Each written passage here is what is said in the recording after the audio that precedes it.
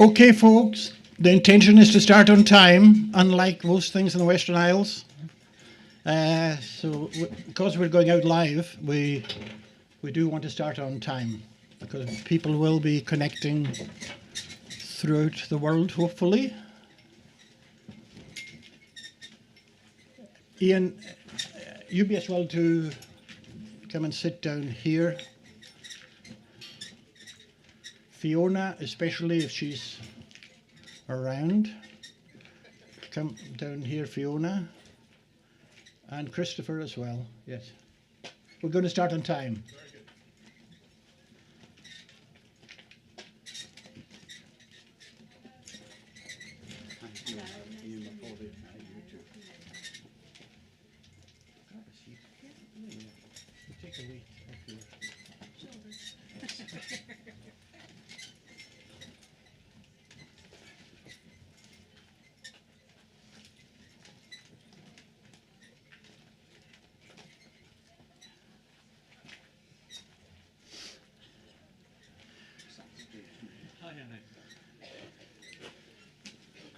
Christopher. Oh, man, very good to see you. Like, you too.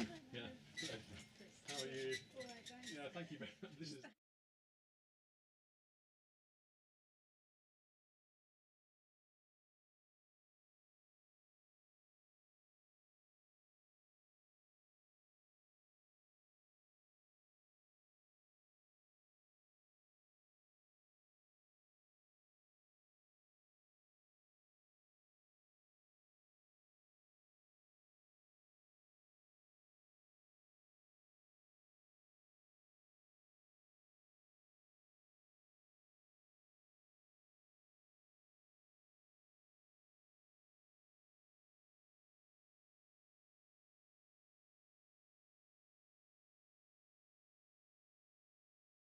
That'll be fantastic.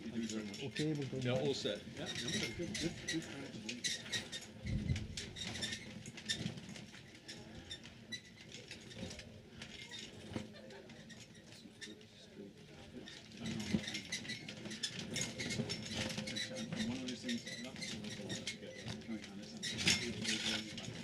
Okay, thank you all for coming this Dreich day in South Lochs. Can I ask that people don't walk across the camera angle, please? Otherwise, you will be starring across the world. So, if we can limit movement around that side of the camera, please. Thank you very much. So, welcome to you all. Thank you for coming. We decided we should start on time in typical Hebridean style. Maybe not, but we will start now. Well, it's good to see so many of you here today, and I'm hoping we've got quite a lot of people online as well because we're streaming this over the internet, and we certainly appreciate your support. This is very much a once upon a time story. In 2018, I got this phone call from Ravenspoint telling me that there was a lady here asking about a wartime project that was based here in Loch Erisort. We met up and talked, and it became very clear that here was something that should have had much more recognition locally. There were no plaques or information anywhere.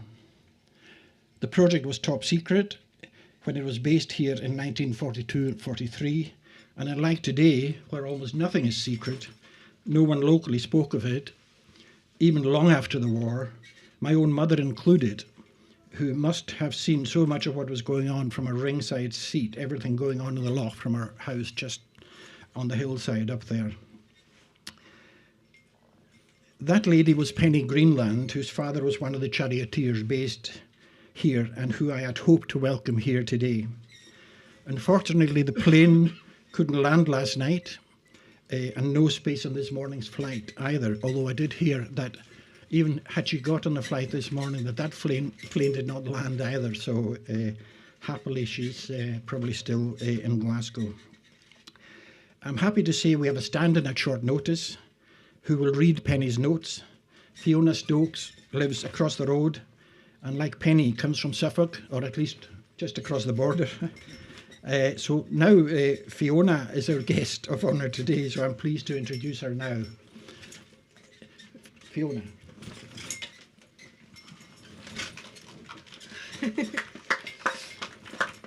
Okay, so Penny says, I am so sorry not to be there.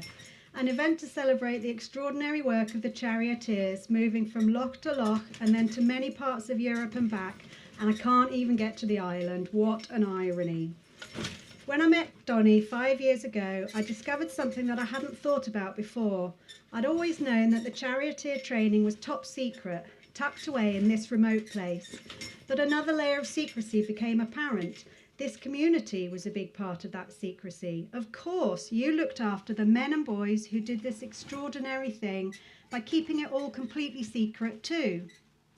When a bunch of wild young men with high spirits, huge hearts, and a pretty bottomless capacity for a wee dram on a Saturday night, I think, landed here for a few months, you kept them safe, even when they rampaged around your community in ways that might not always have been wholeheartedly appreciated at the time.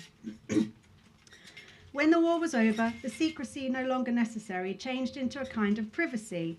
The charioteers didn't talk about what they had done much, except between themselves, and then late in their lives to a succession of historians, authors and TV producers who turned up on their doorsteps wanting to tell the story of the charioteers, knowing there wasn't long left to get it. Dickie was always pretty cautious about what they wrote and why they wrote it, and super wary of the term hero.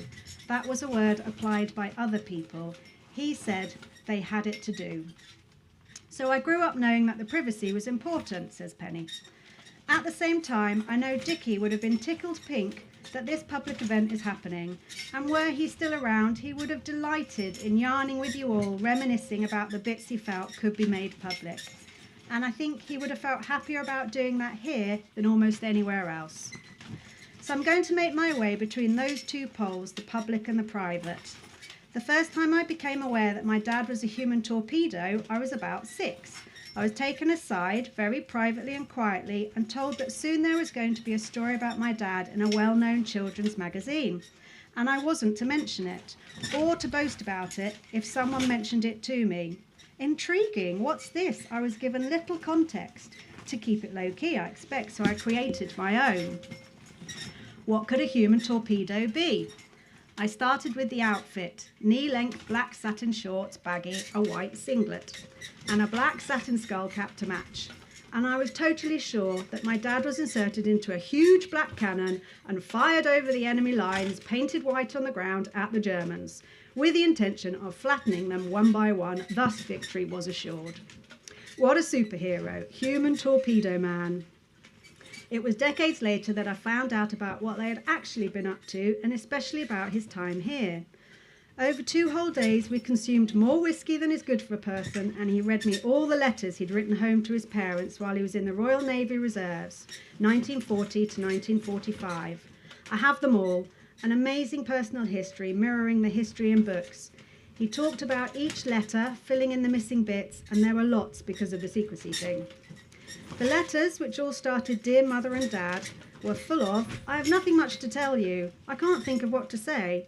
I don't know how I will fill this page, at a time when there was so much to say and none of it was sayable. There was lots of talk about being dog-tired.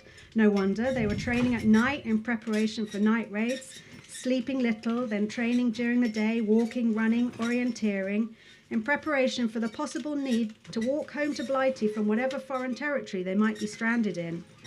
And, whatever they admitted to themselves, they were also managing constantly high levels of adrenaline, fear, and whatever other emotions that arose as they popped out for some more work, and hard work at that. His first letter from Erisort says, everyone here is very happy and fit, and with lots of sun. I'm getting pretty brown. Then there's a short letter written at 0300. Just finished work and feeling pretty good, as I had the foresight to put a couple of gins on one side for just such an awful hour as this. Pleased to say, don't have to get up for breakfast. But the thing that really rings out from his letters is how this wild bunch knew how to let go, to enjoy themselves, how to take huge amounts of delight in everything they did, from the excitement of getting to know these crazy chariots they were riding, half or fully underwater, on the surface 1 minute, in the mud at the bottom the next, or the fun they had on the boat they lived on in your beautiful loch, Titania, affectionately known as Teats. Knowing how to let go was very important. July 42. Little has happened that I can tell you of. I was in a motorboat which sank. Too many of us wanted to go on in one trip. It just went down under us and there were blokes laughing like mad and swimming around. 2 of us still had pipes in our mouths. Then the coxswain said, "Please sir, I can't swim." Well, that made us laugh all the more, as he'd been doing all night for the past couple of months. Still, we shoved him on an empty petrol can and soon we were picked up. August 42. Last night, being Saturday, I'm in no fit state to fill in a couple of pages of this size. We had a rather rough party which finished up with a sort of horse game, where blokes on other blokes' backs charged similar couples with fell intent at 2 this morning, with most of the furniture damaged, some beyond repair.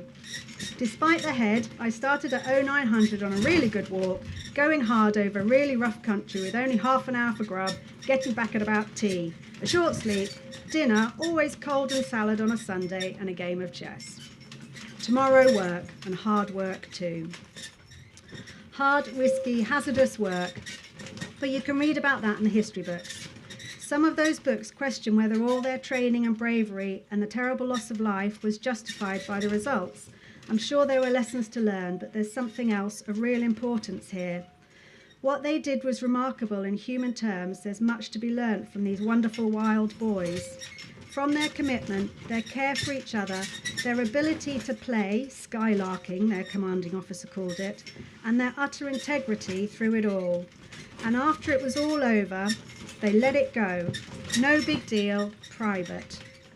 So if you hear about what they did under the water, hear also the laughter ringing across the loch this summer, and for years to come. Both are as important as each other.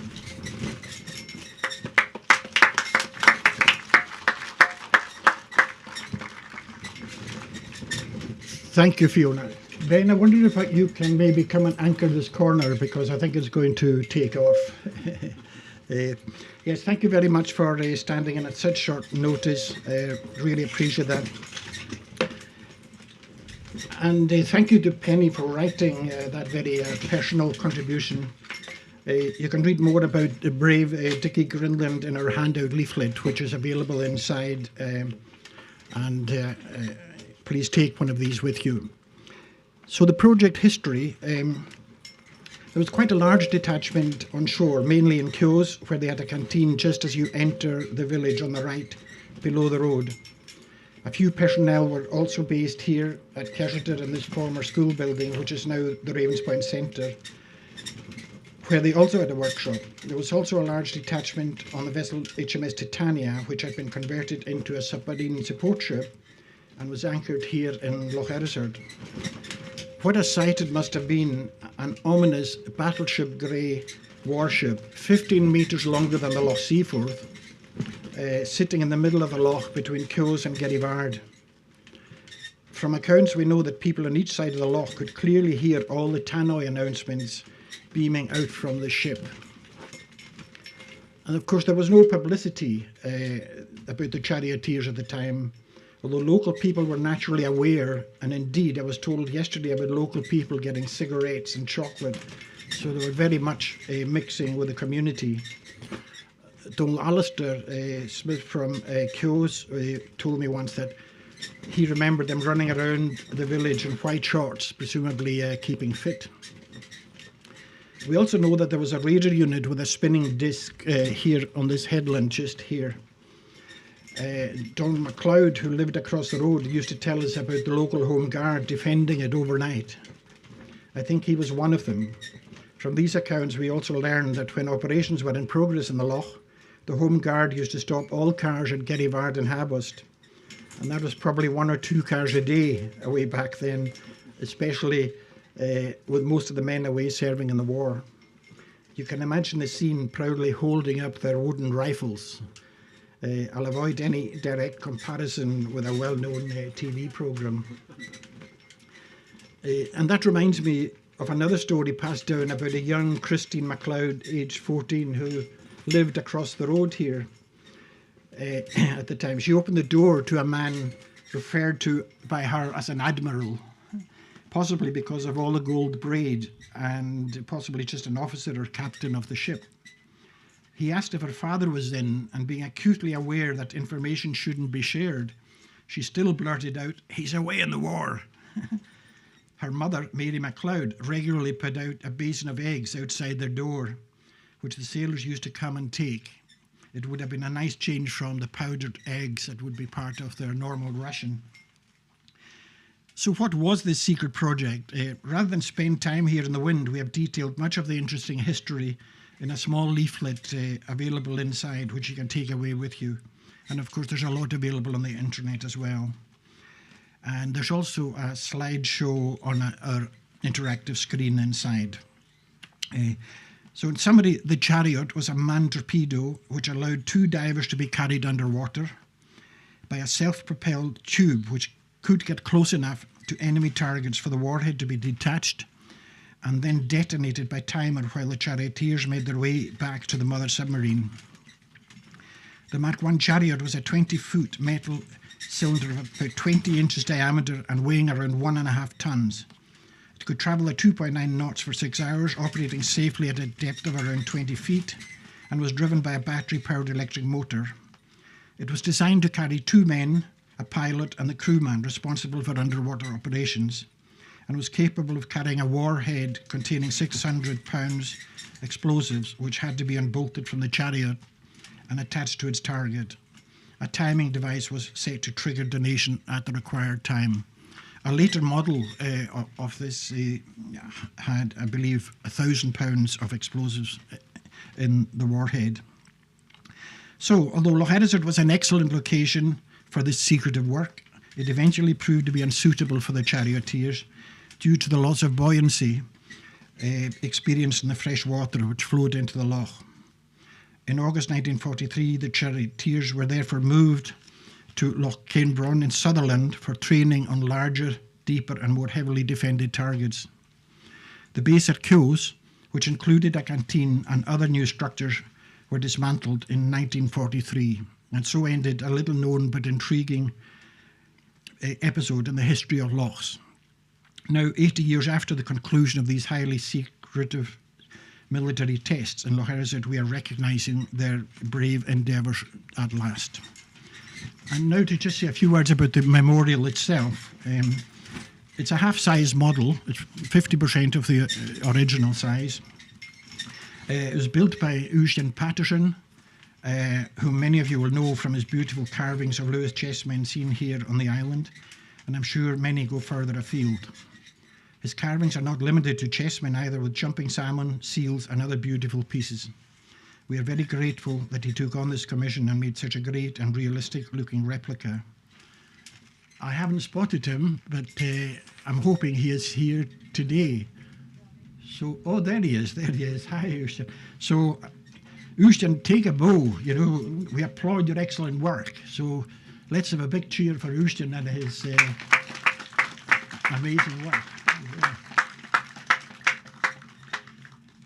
The stone cairn beside it was built by Mordauin Matheson from Graver, and again a very fitting design built from cobbles from the seashore.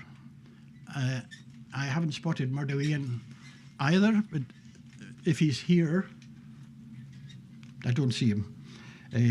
But if you are here, Mordauin, well done, and a big clap for Mordauin as well.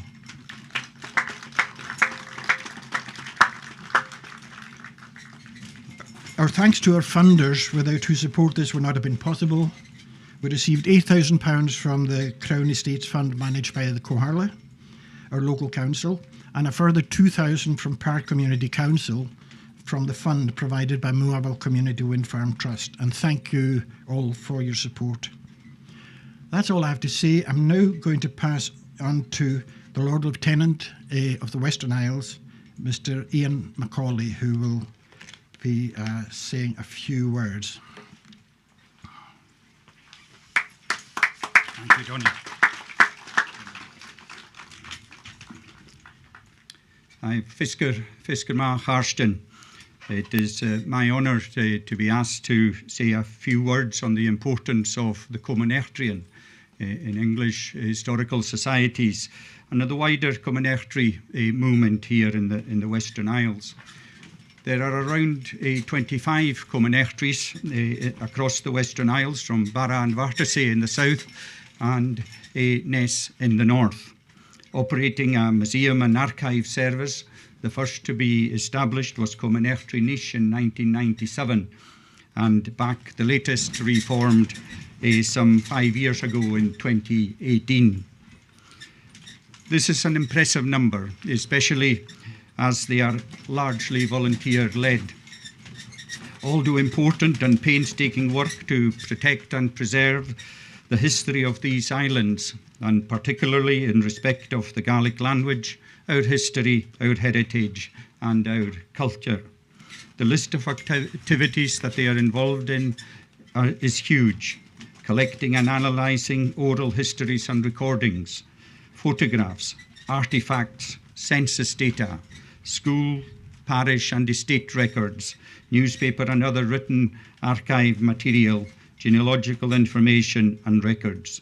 They also promote lectures, research emigration and times of land struggles, the history of crofting and fishing, boat building, as well as publishing books and periodic magazines, undertaking detailed work on World War I, World War II, the Isle Air, and more recently, the emigration ships of Metagama and the Marloch. The list goes on. The above list gives us a clear picture of the movement that is passionate, committed, and strongly motivated. Importantly, they work closely with their communities, engaging with all generations from our primary schools to our eldest residents. The commonectory movement in the Western Isles, working in partnership with the Corliss Museum and Archive Service, is a well-developed system that creates high-quality productions, some receiving national accreditation for their programme of events and exhibitions. Additionally, there are notable other local bodies and organisations, including Hebridean Connections, the Islands Book Trust, Angus MacLeod Archive, Shalom, Northton Heritage Trust, the Western Isles Transport Preservation Group, doing an extraordinary volume of work in their own specific areas of knowledge and expertise. The impact of the commonectories have made across the Western Isles over the years is remarkable. Each has benefited our communities enormously and in so many positive ways. They are an excellent example of the important volunteer contribution that defines our islands as they help to promote and improve the well-being of the whole community. To all commonectories across the Western Isles, thank you for your rich legacy that you have produced and collected for us, and importantly, have archived and secured for future generations to learn from and enjoy.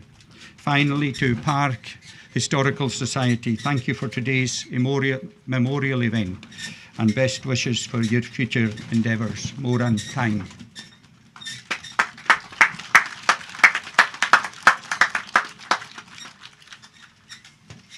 Thank you very much, Ian, and now hand over to Christopher.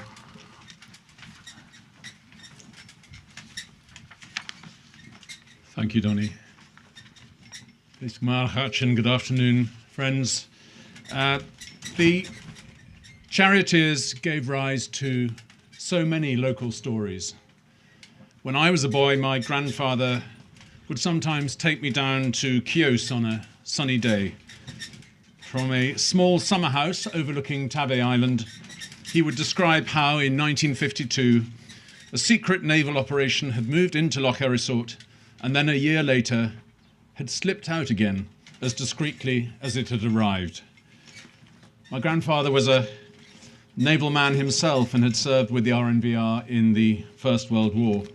And he told me that when Provost of Stornoway during the Second World War, he had visited the facility of Loch Erisort and met many of those who were training here. I remember being fascinated by the story of the Charioteers then. But of course, because the Navy had left so cleanly, there was almost no physical trace to remember them by. That was until now, exactly 80 years later.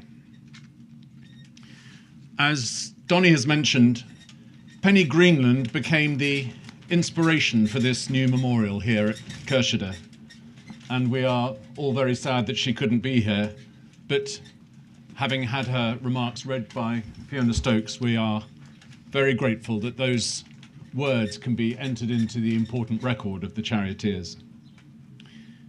The memorial, commissioned by Park Historical Society and created by the talents of Ushton, the scaled replica of a Chariot Mark I, finally provides a permanent reminder of a largely unknown chapter in our local history.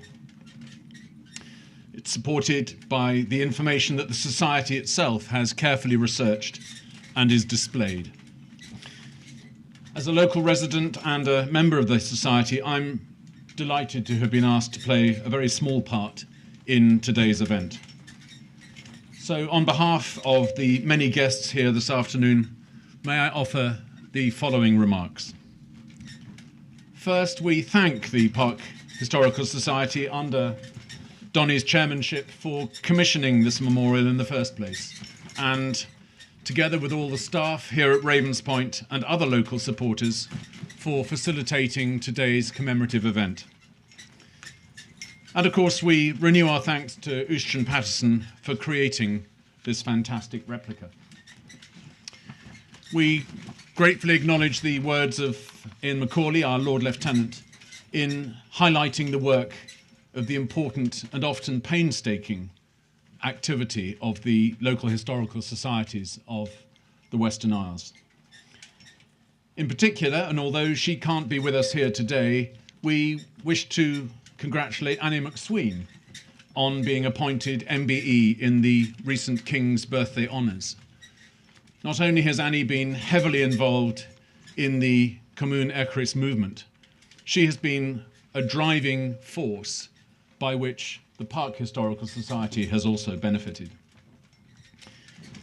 And finally, may I also thank Penny Greenland, who, although she was unable to be with us here at the last minute, has, through the words read by Fiona, brought alive the experience of the Charioteers here on Loch Erisort.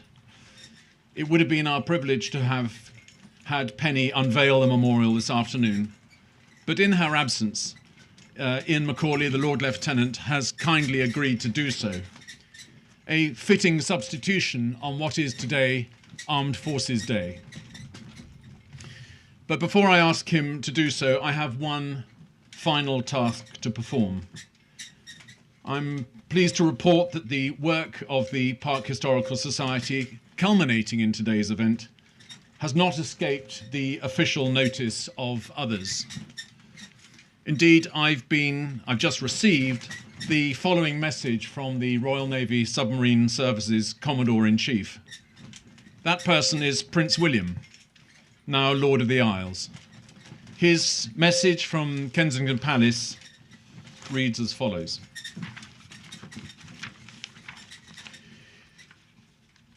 In my capacity as Commodore-in-Chief Submarines, I congratulate the Park Historical Society upon its initiative to commemorate those engaged with the Chariot manned torpedo during the Second World War. As part of a programme initiated by officers of the Royal Navy Submarine Service, naval personnel were based in Loch Erisort in 1942, operating from HMS Titania in conditions of great secrecy, a discretion that was shared by the local community.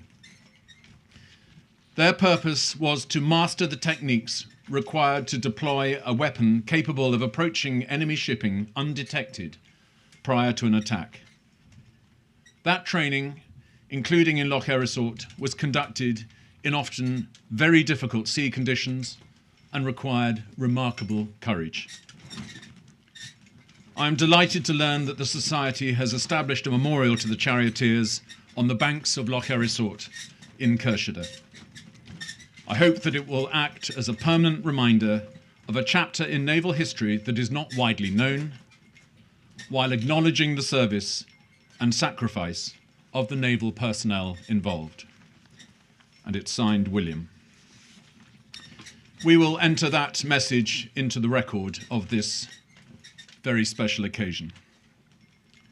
So to the business of the day, May I now invite our Lord Lieutenant in Macaulay, if you wouldn't mind progressing down to the memorial itself, and to unveil the memorial to the Loch Erisort Charioteers. Thank you.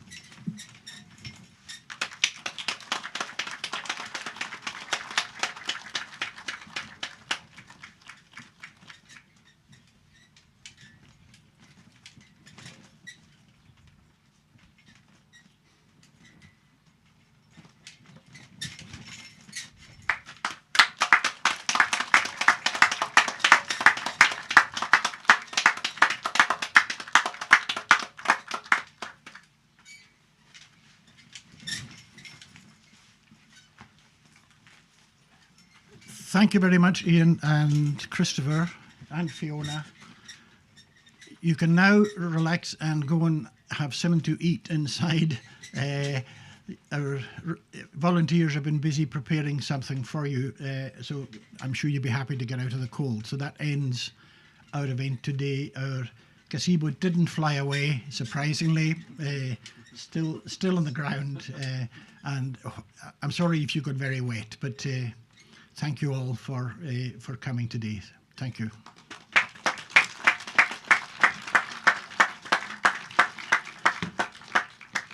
And I should, of course, mention that there is a leaflet inside, so please take one of these with you because it'll tell you a lot more of the detail of the actual history. Thank you.